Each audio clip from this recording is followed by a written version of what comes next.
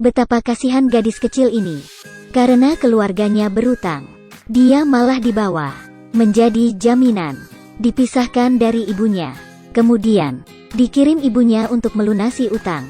Dia berumur 10 tahun. Sudah disuruh menyapu lantai dan membuang sampah. Bahkan cuci toilet. Saat bekerja dilukai oleh orang di bagian muka. Juga tidak berani bersuara. Hari itu, dia tidak mau menahan lagi. Dia mencuri telepon bos. Mulai menelepon satu persatu. Akhirnya, teleponnya tersambung. Paman. Yang menerima telepon adalah Paman Cendong. Pekerjaan sehari-hari paman dan adiknya adalah menagih hutang. Hari itu, mereka mencari ibu gadis. Ibunya sudah 3 bulan tidak membayar utang. Ibunya membawa anaknya dari Yanji. Diam-diam datang ke Korea. Tidak mendapat pekerjaan, sehingga tidak dapat membayar utang. Paman itu terpaksa membawa gadis itu pergi. Memaksanya bayar utang. Paman ini kelihatan jahat. Sebenarnya dia sangat baik. Sangat menjaga gadis kecil. Paman tidak akan menyakitimu. Yang penting ibumu membayar utang. Kami akan segera membawamu pulang. Jadi jangan nangis. Keesokan harinya, wanita itu menghilang. Gadis itu mengambil kesempatan untuk menyelinap pergi dari mobil. Ingin pulang mencari ibunya. Menunggu semalaman. Ibunya juga tidak pulang. Gadis itu hanya bisa membawa tas berat. Mencari sendiri. Akhirnya bertemu seorang gelandangan yang berhati buruk. Kabur dari rumah ya. Ikut saya saja ya. Ibu segera kembali.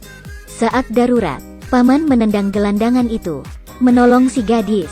Gadis itu menangis dan bertanya, "Di mana ibuku? Saya mau pergi bersama ibu." Melihat gadis itu menangis, paman pun mengeluarkan air mata. Dia memberitahu gadis itu apa yang dikatakan ibunya. Gadis itu menjadi tenang. Ternyata semalam, wanita sudah ditangkap polisi. Akan segera dikirim kembali ke Yanji. Sehingga wanita itu ingin menitip anaknya ke kerabatnya. Karena kerabat membantunya membayar utang. Dia meminta tolong pada paman untuk menjaga putrinya dahulu. Untung saja, gadis ini sangat pintar. Selalu rajin merapikan dan membersihkan rumah. Akhirnya, kerabat gadis kecil menelepon. 2 hari lagi, dia akan menjemput gadis. Paman merasa lega. Tetapi sesuatu terjadi lagi. Tidak pernah melihat ibu yang kejam begini. Karena berhutang, dia miskin sampai memberikan putrinya pada kerabat. 10 tahunan tidak datang melihatnya. Dan kerabat ini juga bukan orang baik. Sebelum gadis dijemput, paman menggantikan gaun baru padanya. Membawanya untuk melihat idola. Sebenarnya tidak rela membayar. Tetapi karena satu perkataan, ayah yang baik dan mau menemani anak untuk antri, langsung mengeluarkan uang simpanannya. Akhirnya, sudah waktunya berpisah dengan gadis. Paman malah tidak rela. Dia memberikan pagar kepada gadis itu. Menyuruhnya menelepon jika terjadi sesuatu.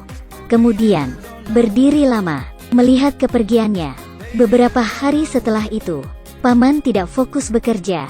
Katanya tidak khawatir dengan gadis. Tetapi malah meninggalkan pesan untuk gadis. "Dan Buya, saya paman. Apakah kamu kangen paman?" Yang aneh adalah, puluhan pesan yang ditinggalkan sama sekali tidak dibalas. Dia langsung mencari kerabat gadis. Baru tahu, dibohongi. "Kamu menerima 7.500 tetapi tidak menanyai alamat. Langsung memberikan gadis itu pada orang ya. Apakah kamu masih disebut manusia?" Kemudian di sisi gadis itu, lebih parah, dijual untuk menjadi anak. Ternyata malah harus membersihkan toko dan melayani tamu. Akhirnya, dia mencari kesempatan mencuri telepon dan menelepon paman dan Buya.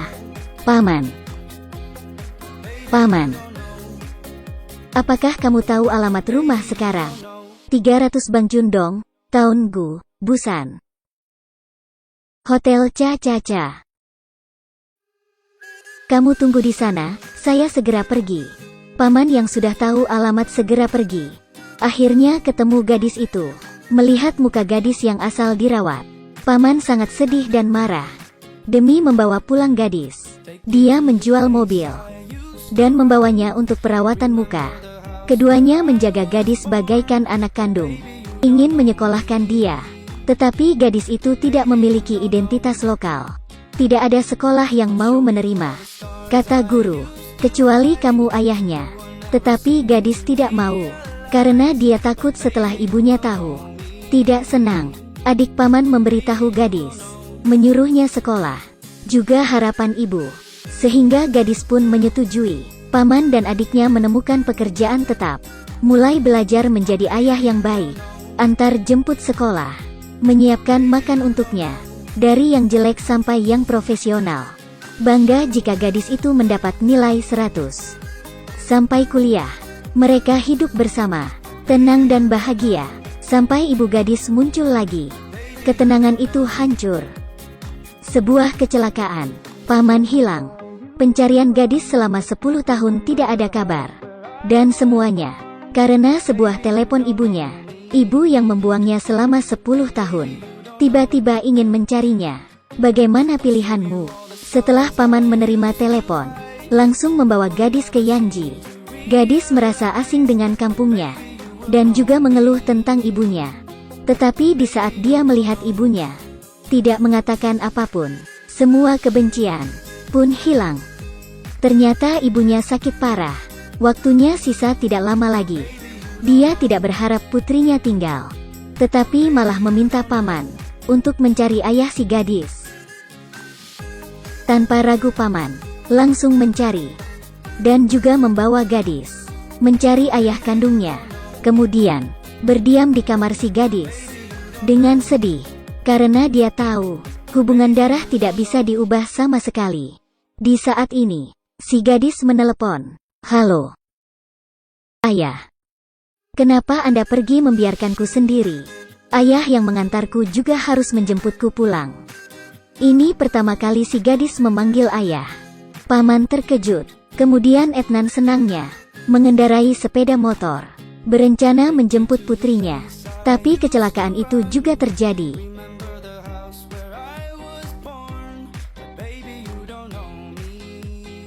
Setelah itu, paman menghilang. 10 tahun kemudian, gadis itu menjadi penerjemah yang sangat baik. Juga tidak berhenti mencari. Saat mereka hampir putus asa, gadis itu melihat spanduk di luar. Tiba-tiba teringat, tunggu paman, sudah menang, saya bos, sudah menang. Saya bos. Saya bantu memberi nama pada paman ya. Apa namanya? Seng Bu. Sudah menang, saya bos. Jadi Seng Bu. Dia langsung berlari ke kantor polisi, mencari dengan nama Seng Bu. Ternyata, di panti asuhan, ada nama tersebut, terkunci di ruangan seperti penjara. Paman yang dulunya keren, menjadi rambut kusam dan beruban. Sudah tidak mengenal orang. Tetapi setelah mendengar nama Dan Bu, paman malah bereaksi. Dan Bu, ayah yang tidak berhubungan darah. Dikarenakan kecelakaan lupa semua. Tetapi salah satu yang tidak dilupakan adalah yang berkaitan dengan putrinya. Kelembutan ayah. Ini yang menyentuh Dan Bu. Apa arti Dan Bu? Artinya adalah kesayangan. Jadi apakah saya kesayangan paman? Benar, saya jadi kesayangan. Saya adalah kesayangan. Benar. Kamu adalah kesayangan.